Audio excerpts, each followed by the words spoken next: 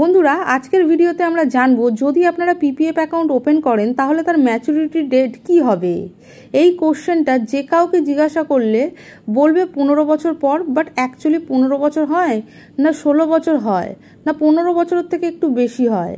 তো এই রকম কোশ্চেনগুলো মাথায় আসে যে এক্স্যাক্টলি ম্যাচুরিটি ডেট কত হবে এবং কত দিনের জন্য পিপিএফ হোল্ড করে রাখতে হবে।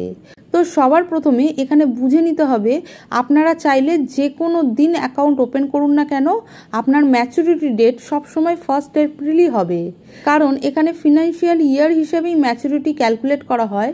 সেই জন্য যেদিনই স্টার্ট করুন না কেন ম্যাচুরিটি ডেট সবসময় ফিনান্সিয়াল ইয়ারের শুরু অর্থাৎ 1 এপ্রিলই হয়ে থাকে।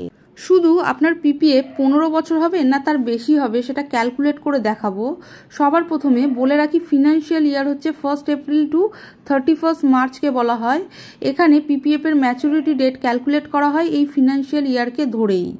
এখানে এক্সাম্পল হিসেবে ধরুন আপনি একটা পিপিএফ অ্যাকাউন্ট ওপেন করেছেন 22 সেপ্টেম্বর 2022-এ, অর্থাৎ ফিনান্সিয়াল ইয়ার হচ্ছে 22-23, অর্থাৎ ফিনান্সিয়াল ইয়ার 31 মার্চ 2023-এ গিয়ে শেষ হবে।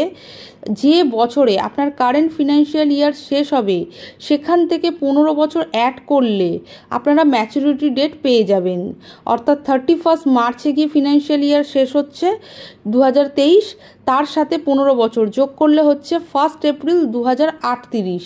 অর্থাৎ এখানে মোট ম্যাচুরিটি টাইম লাগছে আপনার পিপিএফ ম্যাচিওর হতে 15 বছর 6 মাস 8 দিন। ঠিক একইভাবে আরও কয়েকটা এক্সাম্পল দেখে নিই।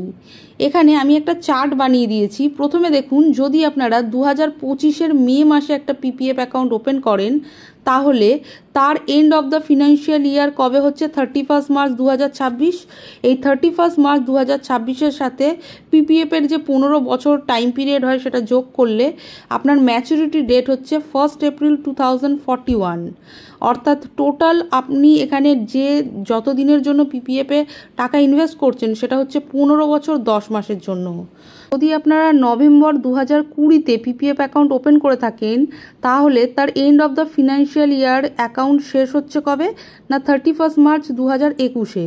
তার সাথে 15 বছর যদি আপনারা যোগ করেন তাহলে ম্যাচুরিটি ডেট হচ্ছে 1 এপ্রিল 2036, অর্থাৎ এখানে 15 বছর 4 মাসের জন্য টোটাল টাকা ইনভেস্ট হয়েছে। এবার এখানে ভালো করে দেখুন, পরের এক্সাম্পলটা আমি দিয়েছি যে জানুয়ারি 2015-তে যদি আপনারা অ্যাকাউন্ট ওপেন করে থাকেন, মান্থটা কিন্তু জানুয়ারি, তো এখানে ফিনান্সিয়াল ইয়ার ফিনিশ হচ্ছে কবে 31 মার্চ 2015-তেই ফিনিশ হচ্ছে। তাহলে এখানে তারপরে 15 বছর যদি যোগ করি তাহলে ম্যাচুরিটি হচ্ছে 1 এপ্রিল 2030। তার মানে এখানে মোট টাকা ইনভেস্ট হয়েছে 15 বছর 4 মাস। ঠিক যদি আপনারা মার্চে যদি এরকমভাবে ইনভেস্ট করে থাকেন, তো আমি এখানে সাল হিসেবে 2018 দিয়েছি, আপনারা চাইলে যে কোনো সাল ধরতে পারেন। 2018-তে যদি আপনারা মার্চ মাসে পিপিএফ অ্যাকাউন্ট ওপেন করেন তাহলে কারেন্ট ফিনান্সিয়াল ইয়ার মানে এন্ড অফ দ্য ফিনান্সিয়াল ইয়ারও কিন্তু মার্চই হচ্ছে, অর্থাৎ 31 মার্চ 2018 হচ্ছে end of the financial year. এবং তার সাথে যদি 15 বছর যোগ করি তাহলে এখানে ম্যাচুরিটি ডেট হচ্ছে কত 1 এপ্রিল 2033। এখানে 15 বছর 1 মাসের জন্য টাকাটা ইনভেস্ট হয়েছে। আই হোপ বন্ধুরা আপনারা বুঝতে পেরেছেন যে কিভাবে এই পিপিএফ এর ম্যাচুরিটি ডেট ক্যালকুলেট করা হচ্ছে। আপনারা চাইলে যে কোনো ফিনান্সিয়াল ইয়ার ধরে নিতে পারেন, নিয়ে তার সাথে এইভাবে এই প্রসেসে ক্যালকুলেট করে আপনাদের পিপিএফ এর ম্যাচুরিটি ডেট কবে সেটা দেখে নিতে পারেন। বন্ধুরা ভিডিওটি আজ এই পর্যন্ত। যদি ভিডিওটি আপনাদের ভালো লাগে আর এই ধরনের ইনফরমেটিভ ভিডিওর আপডেট আপনারা আরও পেতে চান তো প্লিজ চ্যানেলটিকে সাবস্ক্রাইব করে নেবেন এবং আমাকে এনকারেজ করার জন্য অতি অবশ্যই ভিডিওতে লাইক করতে ভুলবেন না, যাতে আমি আপনাদের জন্য আরও ভিডিও ইন ফিউচার আপনাদের কাছে আনতে পারি। Thank you for watching.